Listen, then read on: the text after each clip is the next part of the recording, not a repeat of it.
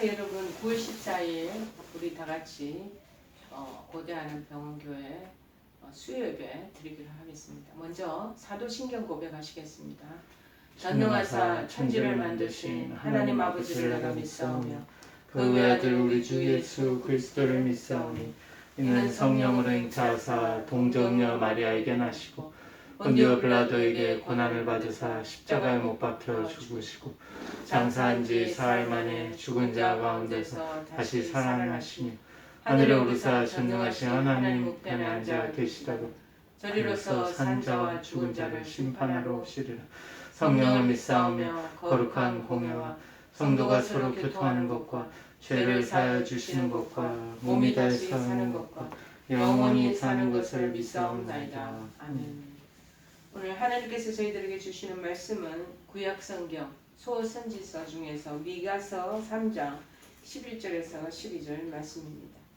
소선지서 소예언서 중에서 미가서 3장 11절 12절 두 절 말씀 보시겠습니다. 페이지 수로는 1293쪽입니다.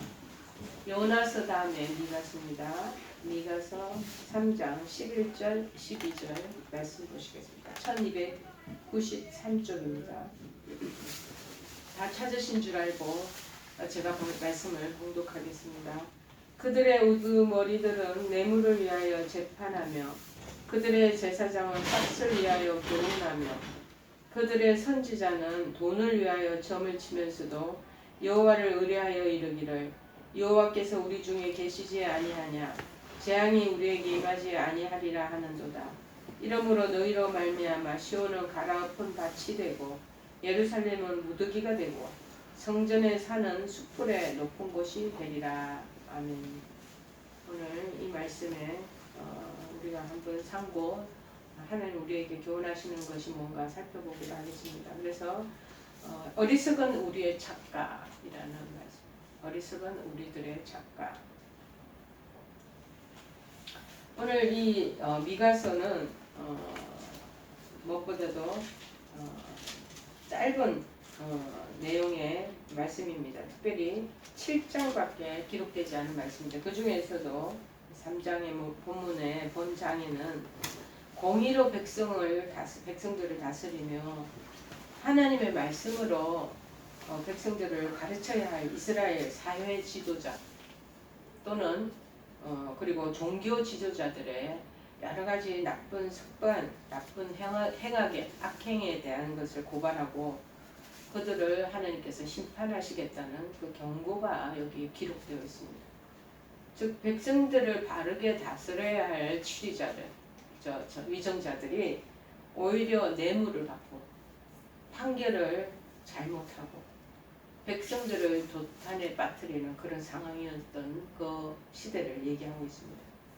특별히 하나님의 공의로운 뜻을 선포해야 할 그 당시 선지자들은 돈을 받고서 점을 쳐주는 등 하나님이 미워하시는 복술, 점치는 것으로서 도리어 백성들을 다 미혹시켜서 하나님으로부터 멀어지게 했던 것, 그 시절의 내용들을 담고 있죠.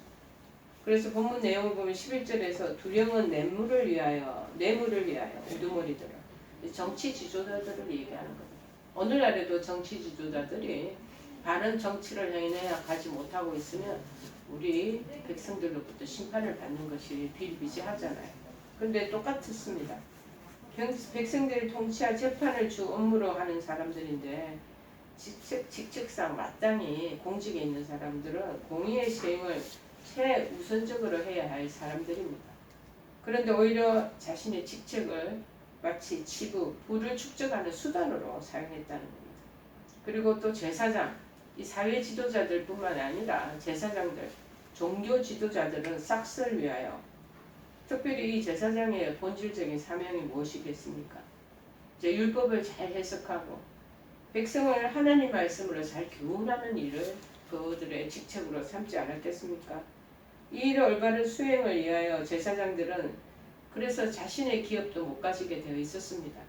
그리고 대신 백성들로부터 11조를 받아서 생활하도록 규정이 되어 있었던 것입니다. 그런데 성경에서는 이를 두고 하나님이 당연히 그들에게 그렇게 기억이 되시게 했다라고 민수기서 18장 20절에 24절에 기록되어 있습니다. 11조 받아서 성직자들, 쉽게 얘기하면 제사장들은 기업으로 삼을 수 있었다라는 것이죠.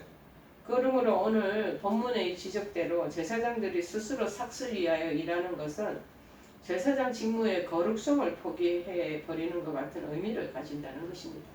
그런데 또 선지자는 돈을 위하여 하나님의 계시의 말씀을 전달하는 선지자 또한 돈을 위하여 거짓 예언을 남발하는 죄를 자꾸 범하는 그 실정이었습니다.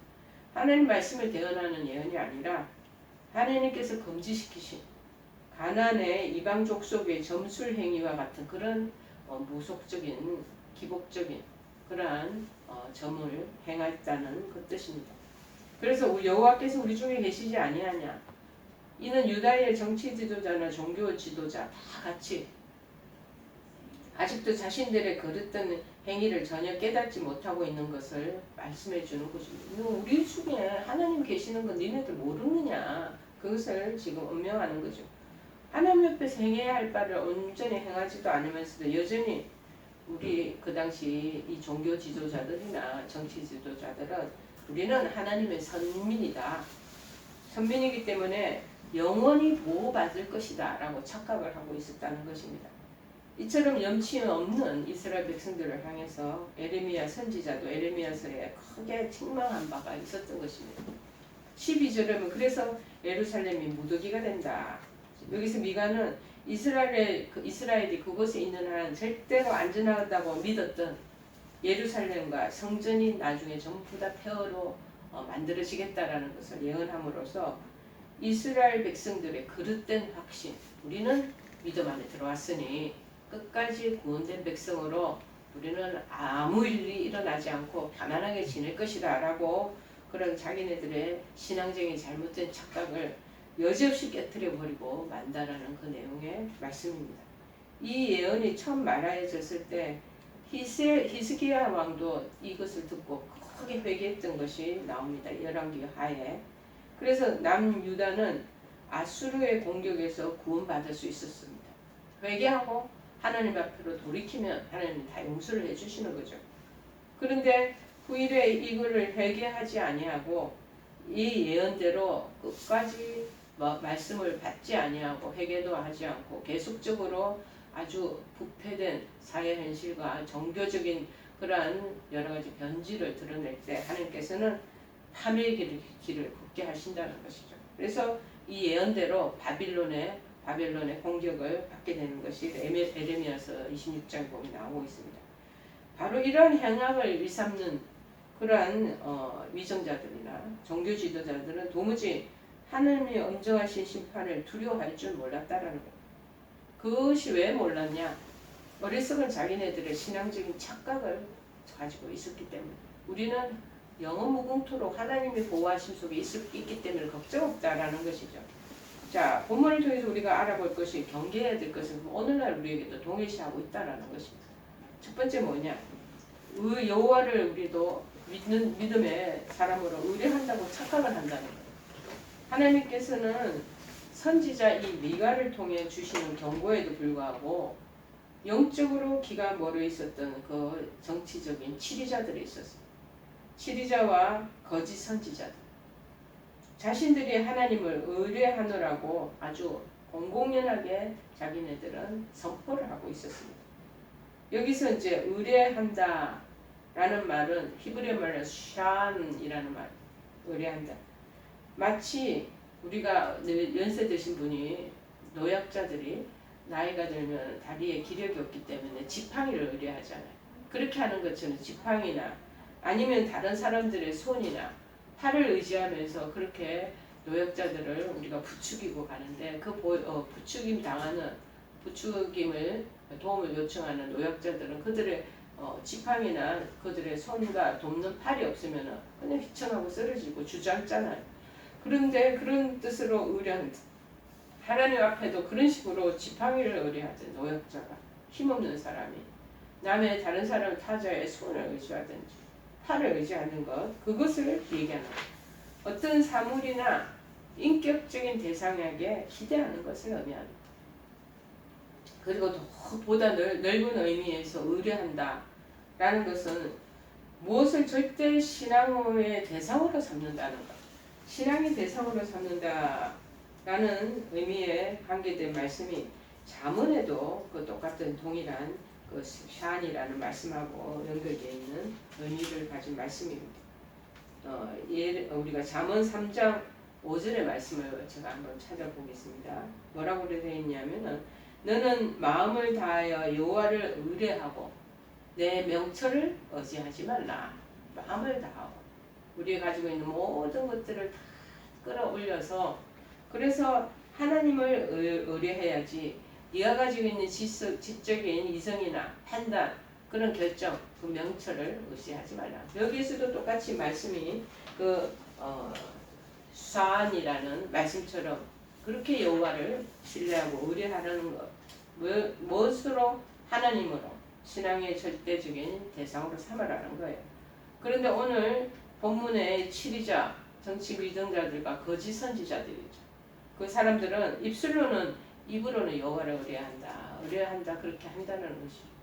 그러면서도 실상 행위로는 여호와가 아닌 재물을 의지하고 돈을 의지하는 그러한 모습으로 비춰지고 보여졌다라는 것입니다. 그리고 여호와를 위해서 헌신하기보다는 자신들의 육신상의 안입, 육신상의 쾌락 이런 것들을 오히려 더 추구했다라는 것입니다. 따라서 이들이 여호와를 의뢰한다고 한다는 것은 다른 모든 것을 포기하고 여호와를 의뢰하여야 한다는 조금 전에 제가 잠언 3장 5절의 말씀과 같은 것과 동일한 그 맥락에서 여호와를 신뢰하고 의뢰해야 된다는 것입니다. 오늘 잠언 이 3장 5절의 말씀도 말고 시편 146편에 3장에도 이에 유사한 그런 의뢰하고 신뢰한다는 말씀의 내용들이 같은 맥락에서 설명되어지고 있습니다. 시편 146편 3절의 말씀을 제가 한번 찾아보겠습니다. 귀인들을 의지하지 말며 도울 힘이 없는 인생도 의지하지 말지니 그렇게 말합니다. 그러니까 주변에 부가 있고 재력이 있고 그 다음 여러 가지 명예, 권력이 튼튼한 사람 그런 사람 의지하지 말라. 그런 여호와를 의지하지 않고 그런 인생을 도울 사람이 우리 주변에 많이 있다 할지라도 그 사람들은 일시적이라 그런 도울 힘도 없는 그런 인생 재력 있고 여러 가지 명예나 그리고 권력이 있다 그 사람들을 의지하는 거 그거 의지하지 말라. 그거는 다 한계가 있고 거품이라는 거죠. 자, 진정으로 의뢰하여야 할 분은 여호와라는 것. 기본적인 신앙의 진리를 모르는 어리석은 착각에서 비롯된 것이라는 거야. 그래서 스스로와 자기 자신도 속이는 거라. 자기 스스로를 속는 거예요. 속고 다른 사람도 속이는 거짓말과 같은 거라는 거죠. 그래서 정말 우리에게 말씀하시는 것은 뭐냐? 여호와를 의뢰한다고 우리가 착각하는 건 입으로 하는 그런 의뢰한다. 하나님, 주여 그렇게 하는 것과 진배 없다라는 거죠. 두 번째 우리가 또 착각하는 것은 뭐냐? 여호와께서 우리 중에 계신다고 또 착각을 한다라는 것이죠. 오늘 본 3장에 이가서 3장에 그 내용은 그 정치 지도자, 거짓 선지자들이 지니고 있는 착각이 여호와께서 자기네들과 함께 하신다고 그들이 믿는다는 것이죠. 자, 여기서 우리 중에란 말을 기본해온 케레브는 그 사이에 그러니까는 정치 지도자들 우리 사이에 그렇지 않으면 종교 지도자들 우리 사이에 우리 가운데 하나님이 계시다. 그렇게 믿는다는 거예요. 물론 하나님은 우리 죄인들을 구원하시기 위해서 친히 우리 죄인들을 찾아오셨습니다. 그리고 우리 죄인들과 함께 하시는 분입니다. 그러나 하나님의 우리가 은혜를 그래서 정정당당하게 입은 사람이죠. 그렇지만은 여호와를 마땅히 경외해야 할 위치에 있으면서도 우리 심중에는 여호와를 모시지도 않고 짐짓 우리 하고 싶은 대로 죄를 범하는 과정스러운 그러한 사람들을 하나님 어찌 가까이 하시겠습니까? 그러니까 입으로만 주여 주여 그리고 마음으로는 하나님을 하고 하나님도 없으셔. 여기에 마음에 계신다고 자기 혼자 생각한다는 것이죠. 하나님은 이러한 사람들을 당신의 입에서 토하여 내친다고 요한계시록 3장 16절에 언급하시면서 멀리 나는 그런 자들을 내칠 것이다 라고 얘기하고 계십니다. 그럼에도 불구하고 이들이 단지 그들의 조상이 하나님의 선택을 받았다. 우리가 정말 우리 부모님들이 모태 신앙인으로 또 믿음에 지금 가계를 이어오시고 계시고 나도 지금 모태 신앙이다. 그 선택을 받았다는 사실만으로 하나님께서 자신들과 함께 하시는 줄 착각한 것은 얼마나 어리석은 일이지 않은 것이죠. 자, 우리 중에 계신다고 착각할 수 있다는. 세 번째는 뭐냐? 그렇기 때문에 우리에게는 나쁜 재앙이 임하지 않을 것이라 라고 착각을 한다는 것이죠. 자, 하나님은 위로는 사회 그리고 종교 지도자로부터 시작해서 아래로는 다 일반 백성에 이르기까지 정말 회역하고 범죄한 이스라엘에 대하여 12절에는 뭐라고 얘기를 하시냐면은 시온은 밭갈이 갈무를 당하고 예루살렘은 무더기가 되고 성전에 사는 수풀의 높은 곳과 같게 되리라. 이 심판의 내용이 아니겠습니까? 그것을 지금 심각하게 경고하고 계시는 거죠. 그럼에도 불구하고 오늘 이 3장 전체에 나온 백성들의 그 치리하는 정치 위정자들 그리고 종교 지도자들 거짓 선지자들 이 사람들은 재앙이 우리에게 절대 임하지 아니할 것이라고 그 거짓 선포하고 호언장담을 하는 거야. 무슨 소리야. 우리가 하나님 믿는 백성인데 하나님 우리를 그렇게 패망의 길로 이끄시지 않아. 걱정하지 마라 하고 아주 호언장담하면서 거짓 예언을 그렇게 선포하는 종교 지도자들이 많았다는 거죠. 오늘날에도 마찬가지 아니겠습니까? 지금 코로나의 위기에 있지만 절대 우리는 패망의 길로 들어가지 않아. 언젠가는 하나님께서 우리 믿는 사람들, 믿음의 크리스찬들을 다 보호하시면서 인도해 가실 거야. 걱정하지 마라. 그렇게 얘기하는 경우가 많다라는 거예요. 여기서 재앙이라는 것은 히브리 말로 라라는 거예요. 1차적으로는 재앙이 뭡니까? 나쁜 것, 악한 것이라는 뜻이 있겠지 않겠습니까? 그런데 여기서는 범죄한 자들에게만 내리시는 그 징계, 그 징벌을 의미하는 거예요. 공의로우신 하나님이신데 정말 인간이 지은 죄악 하나님께서 그만이 그냥 지켜만 보시겠습니까? 절대 간과치 아니하신다는 거예요. 그리고 전국적으로는 그것에 대해서 엄정히 보응하시겠다고 얘기를 하고 있습니다. 어디에 그것이 이제 기록되어 있냐면요. 이제 신약성경에 히브리서 2장 2절에 보면은 그 부분이 나와 있습니다. 저희들 요새 아침마다 우리 목사님하고 우리가 아침에 묵상하는 말씀이 히브리서 말씀이거든요. 히브리서 2장 2절에 제가 봤습니다. 천사들을 통하여 하신 말씀이 경고하게 되어 모든 범죄함과 순종하지 아니함이 공정한 보응을 받았거든. 그렇게 말하고 있습니다. 즉 죄악에 대해서는 그 하나님께서 그 범죄 저지른 자에게 엄정히 그것에 대해서 응분의 대가를 지불하신다는 것을 말씀하시지 않겠습니까? 그럼에도 불구하고 빨리 이 사람들이 회개하면 돼. 하나님 앞에 두 손 두 발 들고 잘못했습니다 하고 고하면서 하나님의 긍휼을 더딛고자 애를 쓰면 하나님 긍휼을 또 베푸셔요. 그런데 도리어 하나님 심판에 이 사람들이 그냥 아스라이 멀어져 버렸어. 심판이 있으리라는 거 꿈에도 생각하지 않고 착각하고 나는 우리 아버지 어머니가 모태에서부터 나를 잉태하셨고 또 우리 아버지 어머니는 그 당대 그 조상들로부터 또 신앙을 받아들이고 몇 대째 신앙인이라는 거예요. 우리를 감히 하나님께서 징책하지는 않으셔 라고 그렇게 호언장담하는 사람들이 있다는 거예요. 실로 그런 현재의 안일한 그리고 자기가 누리는 이 쾌락 그리고 이 무엇보다 영적인 둔감함 그들의 심령의 눈을 멀게 해버린다는 거예요. 그거 자기가 혼자서 가지고 있는 신앙의 착각이죠. 그 우리의 신앙의 착각은 하나님께서 그 부분을 흔들어 깨우신다는 거예요.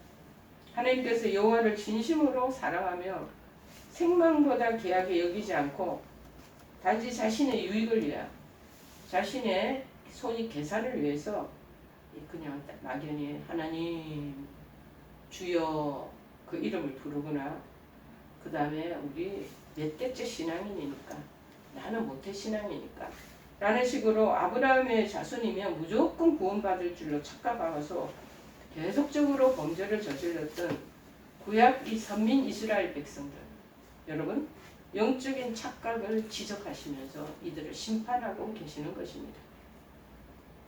그런데 오늘날 우리가 영적 이스라엘이라 칭함받는 우리도 마찬가지 동일한 어리석은 착각에 빠지고 있지는 않은지 우리 스스로를 돌아보시기를 바랍니다. 지금 세계가 참으로 흉흉합니다.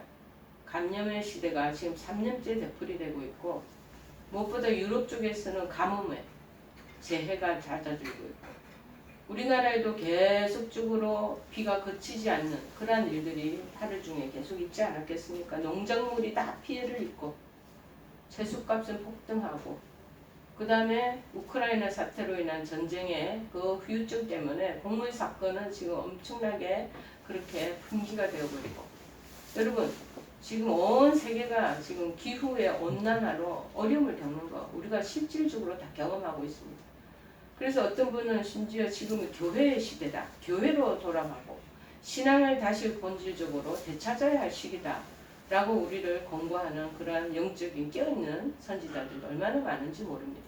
여러분 지금 현대 문명이 발달하고 여러 가지가 지금 4차 혁명 시대로 들어가는 그러한 때에 우리가 정말 이 새로운 노멀 시대를 맞이하면서 정말 영적으로 민감하게 깨어있는 우리가 되어야 될 것입니다.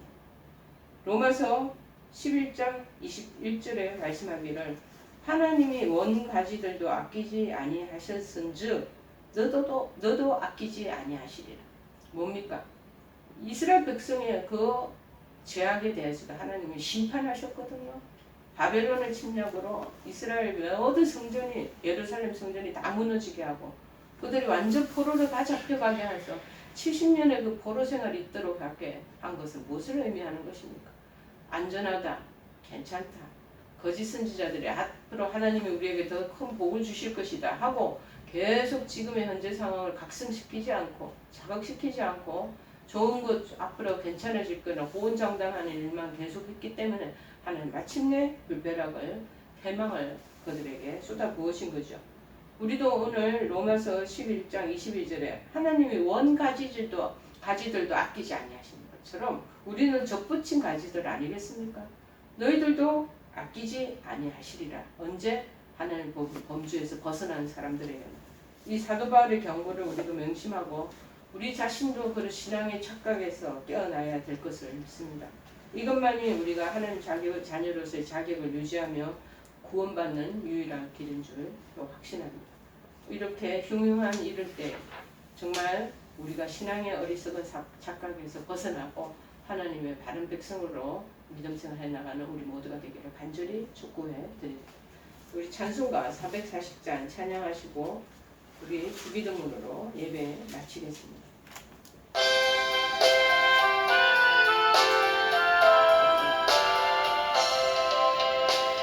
어디든지 예수 나를 이끌면 어디든지 예수 함께 가려네. 예수 함께 아니 가면 나 걷고 예수님과 동행하면 겁없네. 어디를 가든지 겁낼 것 없네. 어디든지 예수 함께 가려네. 세상 친구 모두 나를 떠나도 주와 동행하면 외롭겠네. 가는 길이 위태하고 험해도 어디든지 예수 함께 가려네. 어디를 가든지 겁낼 것 없네. 예수 함께 가려래. 어두운 그늘나를 애워살 때에 주가 함께 계심 믿고 자려네. 출근 후에 천국에서 깨어나 예수 함께 길이 살리라. 어디를 가든지 겁낼 것 없네. 어디든지 예수 함께 가려래. 우리 다 같이 주기도문으로 수요예배 마치겠습니다. 하늘에 계신 우리 아버지여, 이름이 거룩히 여김을 받으시오며 나라의 마옵시며 뜻이 하늘에서 이룬 것 같이 땅에서도 이루어지이다. 오늘날 우리에게 일용할 양식을 줍시고 우리가 우리에게 죄 지은 자를 사하여 준 것 같이 우리의 죄를 사하여 주옵시고 우리를 시험에 들게 하지 마옵시고 다만 악에서 구하옵소서. 대개 나라와 권세와 영광이 아버지께 영원히 있사옵나이다. 아멘.